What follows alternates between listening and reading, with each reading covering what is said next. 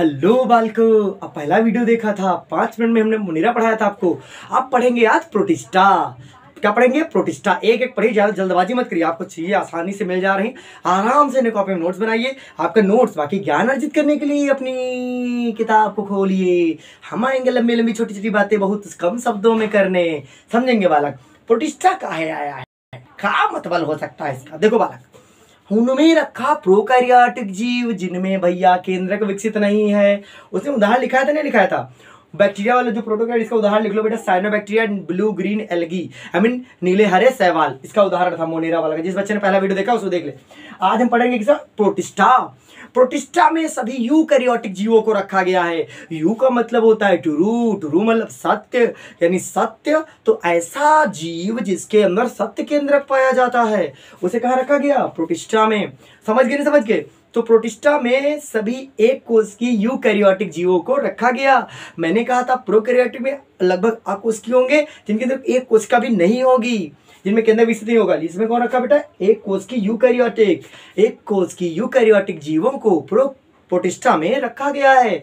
उसके बाद इनका केंद्रक पूर्णतः विकसित होता है। अगर केंद्रक पूरी तरह से विकसित है तो कंफर्म है कि इनकी केंद्रक झिल्ली भी पूरी तरह से विकसित होगी। इसमें कोई डाउट आपको नहीं होगा बेटा। इसमें सभी प्रकार के कोशिकांग भी उपस्थित होंगे। इनमें माइटोकॉन्ड्रिया होगी, फूड वैक्यूल होगी यानी खाद्य रिक्तिका जिसको बोलते हैं शायद। उसके बाद आपके गोल्गी काय होगा, लाइसोसोम होगा, सेंट्रोसोम होगा, सब होगा। समझ रहे? कोशिकांग आगे उसका चैप्टर जब आएगा तब। अब देखो कितने लेक्चर ले पाता हूँ, फिजिक्स केमिस्ट्री भी पढ़ानी, बहुत सारा काम मेरे पास रहता है। ठीक है, तो बालक ये बात आपको समझ गया। केंद्र को उपस्थित हो गया, लिखा है इसमें केंद्र की झिल्ली पाई जाती है, कोशिकांग भी उपस्थित हो गए। भैया ये कभी कभी खाना अपना खुद से बना लेते हैं सूर्य बाबा से। आओ सूर्य बाबा, आओ सूर्य बाबा, आओ सूर्य बाबा, मतलब अपना खाना खुद बना लेते हैं। तो इन्हें कहते हैं प्रकाश संश्लेषी हैं। और कुछ इसमें से बैल हैं तो कहेंगे हम अपना खाना नहीं बनाएंगे भैया, हमारा खाना हम केमिकल लेते हैं जानी, तो वो केमिकल की सहायता से अपना खाना बनाते हैं, उन्हें कहते हैं रसायन संश्लेषी। उसके बाद लैंगिक और अलैंगिक जनन। अलैंगिक जनन में ज्यादा ही होता है, लैंगिक भी हो जाता है कब कब। अब लैंगिक अलैंगिक जनन क्या होता है वो 12th में समझाऊंगा आप लोग को। 11th में इतना जानिए कि लैंगिक व अलैंगिक जनन दोनों प्रकार का काम करते हैं। बालक अपनी संख्या बढ़ाने के लिए हर कोई करता है, तो संख्या नहीं बढ़ाएंगे ये लोग।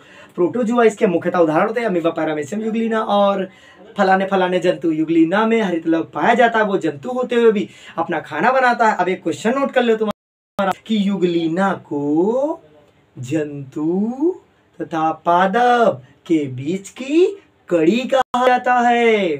अब बेटा समझ गए ना? अब बताओ वायरस को क्या कहा जाता है? अगर ये बता दिए तो आप बुद्धिमान, बाकी आपको पता है आपकी है क्या पहचान। समझ गए पूरी बात? तो बेटा आपको प्रोटिस्टा पूरी तरीके से समझ में आ गया है।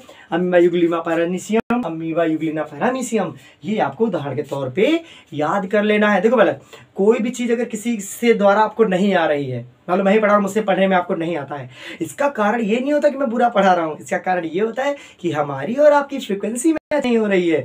मैं पहले आपको अपनी फ्रिक्वेंसी बताता हूँ, फिर साथ उठते हैं दोनों लोग, सीख लेते हैं सब कुछ। तो इस तरह से चीजों को पढ़ोगे तो आपको आ जाएंगी। तो बेटा आपको समझ में आएगा क्या लिखा है, मैंने इसमें लिख भी दिया है कि एक कोशिका यूकैरियोटिक जीव सभी इसमें आते हैं।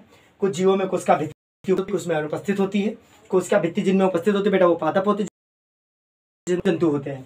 इनमें मैं स्पीड बोलता हूँ, कभी कभी कैमरा है, आप लोग उससे परेशान ना हो क्योंकि मेरे साथ संसाधन कम है, इसलिए मैं ऐसा वीडियो बना रहा हूँ। ओके, समय आने पर समय बदलेगा, लेकिन आप लोग जब शेयर करेंगे तब बदलेगा। तो बालक इसमें केंद्रक झिल्ली पाई जाती है, केंद्रक उपस्थित है बेटा, केंद्रक उपस्थित होता है, कोशिकांग भी उपस्थित होते हैं, संश्लेषी जीव होते हैं ये, लैंगिक व अलैंगिक जनन करते हैं, प्रोटोजुआ के उदाहरण होते हैं, मतलब अमीबा, पैरामीशियम, यूग्लिना। होप कि आपको प्रोटिस्टा भी आ गया है।